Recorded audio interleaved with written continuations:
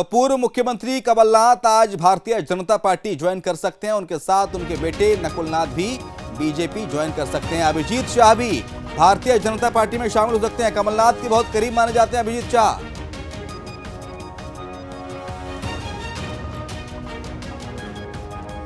Abhijit Shah Bharatiya Janata party में शामिल हो सकते हैं। दरअसल आपको बता दें कि हरदा टिमरनी विधायक बीजेपी में शामिल हो सकते हैं और कमलनाथ के बहुत करीबी माने जाते हैं अभिजीत शाह। वो भी आज भारतीय जनता पार्टी का दामन थाम सकते हैं। तो न सिर्फ अभिजीत शाह बल्कि इस फहरिस्त में कई दिग्गज नेता हैं कांग्रेस पार्टी के, जो कांग्रेस से मुक्त होकर कमलनाथ के साथ बीजेपी में चले जाएंगे। और दिल्ली से ज्यादा जानकारी के लिए हमारे साथ हमारे सहयोगी मोहित हैं और भोपाल से हमारे साथ हमारे सहयोगी गौरव हैं। फिलहाल दिल्ली आपको ले चलते हैं। दिल्ली का अपडेट क्या है मोहित बताएंगे। मोहित, आज प्रधानमंत्री से मुलाकात होगी कमलनाथ की, अमित शाह से मुलाकात होगी कमलनाथ नकुलनाथ दोनों की, और ऐसे में उस मुलाकात के बाद क्या माना जाए कि कमलनाथ और नकुलनाथ का भारतीय जनता पार्टी में जाना लगभग तय है, अगर बात बनती है तो?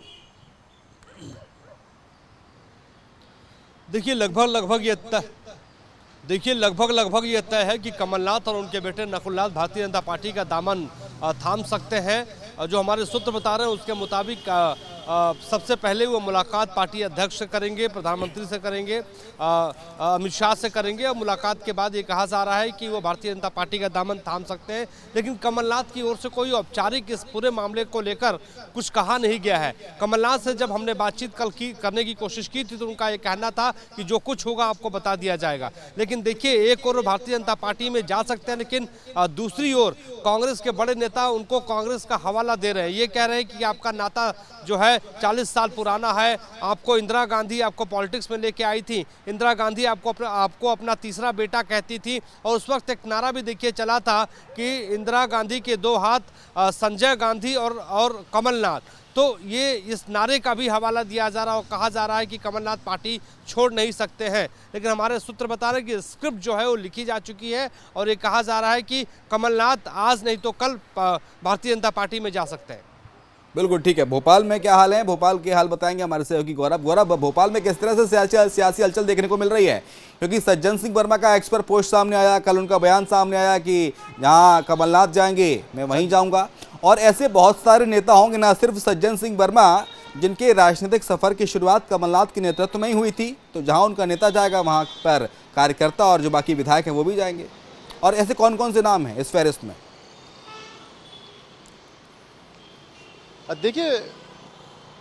देखिए बिल्कुल इस फहरिस्त में काफ़ी सारे नाम हैं, क्योंकि कमलनाथ के जुड़े हुए और कमलनाथ के जो गुट में हैं काफ़ी सारे नेता हैं, जिसमें ये कहा जा रहा है कि अगर कमलनाथ बीजेपी में शामिल होते हैं तो 22 विधायक और 17 पूर्व विधायक हैं जो बीजेपी ज्वाइन कर सकते हैं। इसके अलावा मध्य प्रदेश में कुछ महापौर, कुछ पदाधिकारी ऐसे हैं, कुछ जिलाध्यक्ष ऐसे हैं जो बीजेपी में ज्वाइन कर सकते हैं कमलनाथ के साथ। देखिए, अगर हम नामों की बात करें तो जो 22 विधायकों के नाम हैं उनमें एक बहुत लंबी चौड़ी फहरिस्त है, जिसमें कैलाश कुशवाहा की बात कर सकते हैं, हम सतीश सिकरवार की बात कर सकते हैं, कद्दावर नेता हैं ग्वालियर से, इनकी पत्नी भी ग्वालियर से महापौर है, इनके भी बीजेपी में शामिल होने की सूचनाएं आ रही हैं कि अगर कमलनाथ ज्वाइन करेंगे तो ये भी साथ आएंगे। इसके अलावा हम पूर्व विधायकों में बात करें तो सज्जन सिंह वर्मा अपना पहले ही जो बयान है उससे वो स्पष्ट कर चुके हैं कि जहां कमलनाथ जाएंगे, जो कमलनाथ कहेंगे वो उनका फैसला उन्हें मान्य होगा। इसके अलावा तरुण भनोट जो जबलपुर से विधायक रहे हैं वो भी कमलनाथ के गुट के हैं। तो ऐसे तमाम नेता हैं जो कमलनाथ के साथ बीजेपी जा सकते हैं, लेकिन अभी इसकी कोई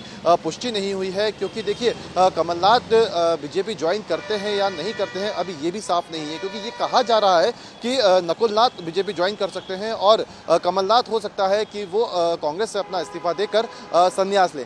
हालांकि ये कहा जा रहा है कि शाम को 5 बजे के आसपास उनकी प्रधानमंत्री से मुलाकात हो सकती है और उसके बाद नकुलनाथ बीजेपी ज्वाइन कर सकते हैं आज दिल्ली में। लेकिन ये अटकलें कल से लगाई जा रही हैं। अब देखने वाली बात होगी कि इनके मुलाकात में क्या कुछ शर्तें तय होती हैं, क्या कुछ बातचीत होती है, क्योंकि जो भी नहीं, देखिए सियासत के जो जानकार हैं गौरव, वो क्या कह रहे हैं, कमलनाथ का कांग्रेस से आखिरकार मोह भंग होने के पीछे कारण क्या है? क्या अपने बेटे का राजनीतिक भविष्य बेहतर नहीं नजर आ रहा कांग्रेस पार्टी में, ये कारण है? या फिर मोहभंग इसलिए हुआ है ताकि उन्हें कांग्रेस प्रदेश अध्यक्ष पद छीन लिया गया, उनकी बात केंद्रीय नेतृत्व नहीं मान रहा था, नेता प्रतिपक्ष का पद छीन लिया गया, और तमाम सारी बातें जो हैं, जो ऑरा जो मेंटेन था कमलनाथ का, वो ऑरा नहीं रह गया था विधानसभा चुनाव में मिली हार के बाद। ये कारण है या कारण कोई और दूसरा है?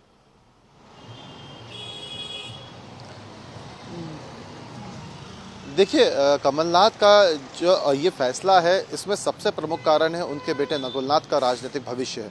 क्योंकि हमने देखा विधानसभा चुनाव के बाद कमलनाथ के जो तवज्जो या कहें जो उनकी राय सबसे महत्वपूर्ण मध्य प्रदेश की कांग्रेस में हुआ करती थी, वो धीरे धीरे कम होती गई। चाहे हम देखें कि उनसे जब इस्तीफा मांगा गया, जब उन्होंने इस्तीफा दिया कांग्रेस के अध्यक्ष पद से, इसके बाद हमने देखा कि राज्यसभा के लिए उनका नाम लगभग सामने आया था, लेकिन उसके बाद उन्हें राज्यसभा नहीं भेजा गया। तो कहीं ना कहीं इसकी नाराज़गी भी बताई जा रही है। इसके अलावा जो और भी राज्य संगठन में फैसले लिए गए, उसमें कमलनाथ की राय नहीं ली। ऐसे में कमलनाथ ये समझ गए थे कि जब उनकी तवज्जो नहीं है, जब उनकी जो साख है वो पहले से कम हुई है, तो ऐसे में उनके बेटे नकुलनाथ का राजनीतिक भविष्य कांग्रेस के अंदर काफ़ी संकटमय है, जिसके चलते उन्होंने ये फैसला लिया है, जहाँ तक राजनीतिक विशेषज्ञ बता रहे हैं और जो अभी तक का आकलन सामने आ रहा है। क्योंकि देखिए कमलनाथ उस स्तर के नेता रहे हैं जिन्होंने बड़े बड़े पद कांग्रेस में संभाला है। जब कांग्रेस की केंद्र में सरकार थी तो बहुत ही महत्वपूर्ण विभाग उनके पास थे।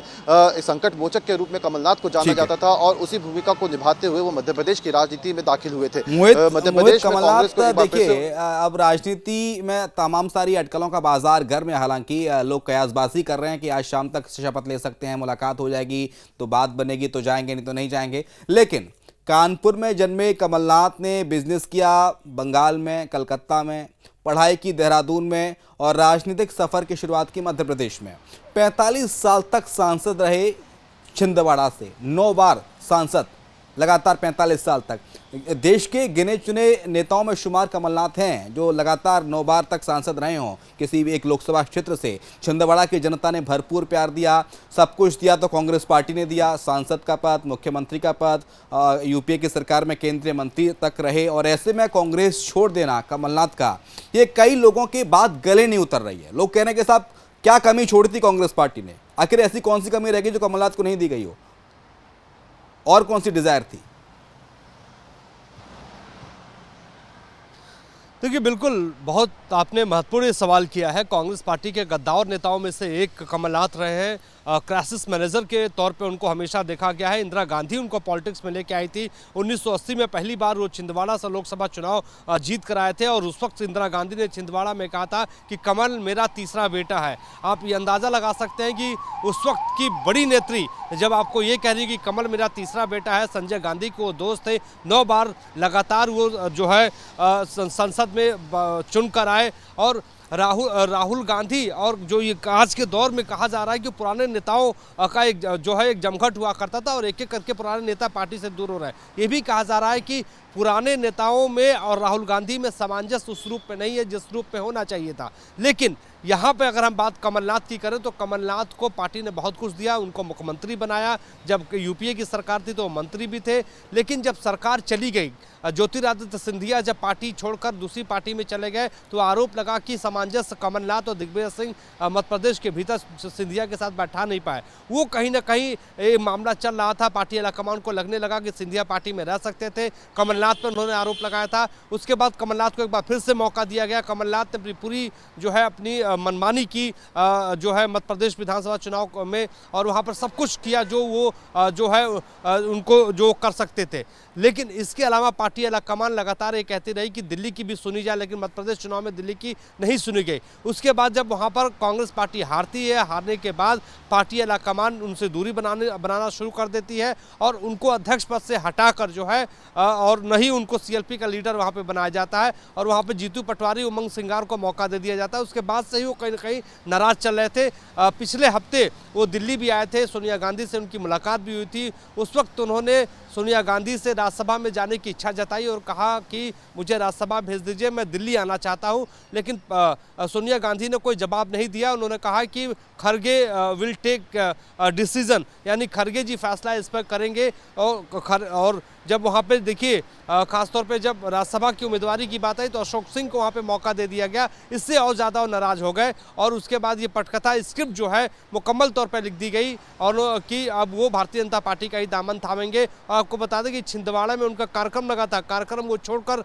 दिल्ली पहुँचते हैं। भारतीय जनता पार्टी का राष्ट्रीय अधिवेशन 2 दिनों का चल रहा है, आज अंतिम दिन है। प्रधानमंत्री नरेंद्र मोदी से लेकर तमाम बड़े नेता उस अधिवेशन में अभी शामिल हुए हैं। तो ये कहा जा रहा है कि जैसे अधिवेशन खत्म होगा भारतीय जनता पार्टी के नेताओं से उनकी मुलाकात होगी और मुलाकात के बाद कल हमारे जो सूत्र बता रहे हैं कि वो भारतीय जनता पार्टी का दामन थाम सकते हैं। लेकिन वो अकेले थामेंगे, कई विधायकों के साथ थामेंगे, महापौर के साथ थामेंगे, कितने नेता उनके साथ जाते हैं ये देखने वाली बात होगी। लेकिन हाँ, शायद सज्जन वर्मा की बात हो या दूसरे नेताओं की बात हो, वो कमलनाथ के साथ जाने को तैयार इस वक्त देख रहे हैं। लेकिन हाँ, भारतीय जनता पार्टी के लिए एक मध्य प्रदेश के छिंदवाड़ा के परिप्रेक्ष्य में अगर हम बात करें तो एक बहुत ये सुखद होगा और बहुत अच्छा होगा, उनके लिए फ़ायदेमंद होगा कि कमलनाथ ने एक अपना इलाका बनाया है और उस इलाके से वो आते हैं। तो निश्चित तौर पे लोकसभा चुनाव में कमलनाथ के जाने के बाद एक फ़ायदा होगा बीजेपी को।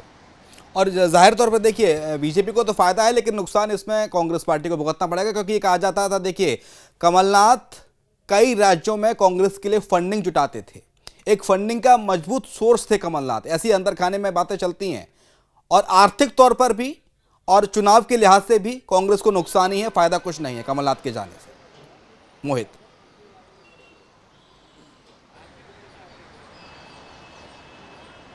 नहीं बिल्कुल, देखिए फंड वो जुटाते थे, उद्योगपतियों में उनकी अच्छी पैठ है, उनको सारे उद्योगपति जानते हैं और वो 1 to 1 बात करते हैं। निश्चित तौर पे इसका पार्टी को तो फ़ायदा होता ही है, फंड जुटाने में इसका फ़ायदा होता है।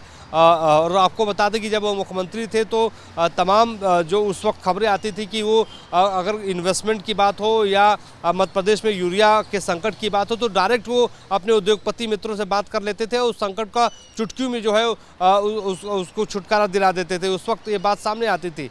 निश्चित तौर पे कांग्रेस पार्टी को एक बड़ा झटका होगा फंड को लेकर। और एक पुराने नेता, देखिए कहा जाता है कि भारतीय राजनीति में 2 ऐसे नेता हैं जो जिनको चाहते हैं कि वो उनकी पार्टी में शामिल हो जाए, एक शरद पवार और दूसरे कमलनाथ। आर्थिक तौर पे अगर देखा जाए तो दोनों समृद्ध हैं, दोनों को उद्योगपतियों से बहुत अच्छे संबंध है और किसी भी पार्टी को वो जो है आर्थिक तौर पे फायदा पहुंचाने को लेकर जो है उनकी मजबूती मानी जाती है। तो ऐसे में कमलनाथ के जाने के बाद एक बार रुक लेते हैं, भारतीय जनता पार्टी को फायदा। देखिए ज्योतिरादित्य सिंधिया तो 2020 में ही चले गए थे, साहब टाटा बाय बाय कर दिए, तो आधा झटका कांग्रेस पार्टी को तभी लग गया था। फिर विधानसभा चुनाव हुए, बीजेपी की सरकार बन गई थी। ऐसे में अब कमलनाथ का पार्टी छोड़ देना ये डबल झटका होगा कांग्रेस के लिए। कमलनाथ के साथ साथ जो सुखदेव पासी का जिक्र किया जा रहा है, सज्जन सिंह वर्मा, तरुण भनोट का आपने जिक्र किया, इसके अलावा अभी हरदा के विधायक का भी प्रतिक्रिया सामने आई थी। तो तमाम सारे नेता, और कहा जा रहा है कि तकरीबन 30 से 35 विधायक उनके साथ चले जाएंगे। तो फिर मध्य प्रदेश कांग्रेस का भविष्य क्या रहेगा? कौन रह जाएगा यहाँ पर जो कांग्रेस का नेतृत्व करेगा या कांग्रेस को संभालेगा?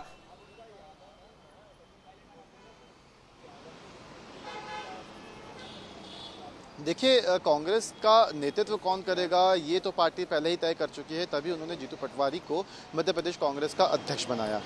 लेकिन अगर हम देखें कमलनाथ की, तो कमलनाथ के भविष्य को लेकर वैसे ही संकट खड़े हो चुके थे, क्योंकि जिस तरीके से आलाकमान ने कमलनाथ से किनारा किया राज्यसभा में, जब कमलनाथ की उम्मीदवारी तय मानी जा रही थी, कहा जा रहा था कि कमलनाथ को राज्यसभा भेजा जाएगा मध्य प्रदेश से, लेकिन उनका नाम तय नहीं हुआ। इससे साफ तौर पर यह साबित हो गया था कि कमलनाथ के लिए अब पार्टी में वो स्थान नहीं बचा है जो पहले कभी हुआ करता था। ऐसे में अब कमलनाथ के लिए बहुत जरूरी था कि वो अपने और अपने बेटे के राजनीतिक भविष्य के लिए कोई ठीक है, यानी कि ईगो सेटिस्फाई भी एक बहुत महत्वपूर्ण वजह हो सकती है कमलनाथ के भारतीय जनता पार्टी में